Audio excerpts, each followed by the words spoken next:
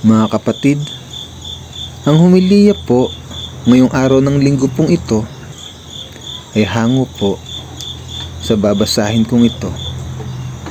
Juan, Kapitulo 6, versikulo 1 hanggang 15. Ang pagpapakain sa 5,000. Pagkatapos nito, tumawid si Jesus sa ibayo ng lawa ng Galilea na tinatawag ding lawa ng Tiberias. Sinundan siya ng napakaraming tao sapagkat nakita nila ang pagpapagaling niya sa mga may sakit. Umakyat si Jesus sa bundok kasama ang kanyang mga alagad at naupo roon. Noon ay malapit na ang Pasko ng mga Hudyo. Tumanaw si Jesus at nang makita niyang dumarating ang napakaraming tao, tinanong niya si Felipe, "Saan kaya tayo makakabili ng tinapay upang makakain ang mga taong ito?" Sinabi niya iyon upang subukin si Felipe, sapagkat alam na niya ang kanyang gagawin.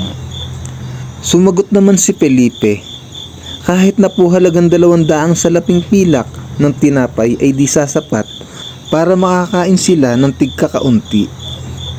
Sinabi ni Andres na isa sa kanyang mga alagad at kapatid ni Simon Pedro, "Mayroon po ritong isang batang lalaki na may dalang 5 tinapay at 2 isda.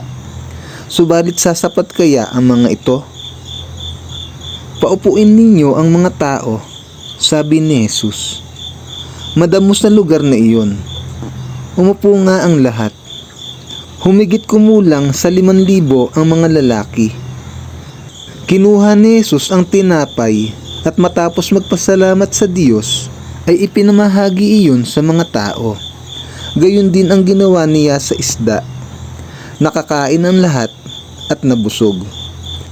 Nang makakain na ang mga tao, sinabi ni Jesus sa mga alagad, "Ipunin ninyo ang lumabis ng di masayang."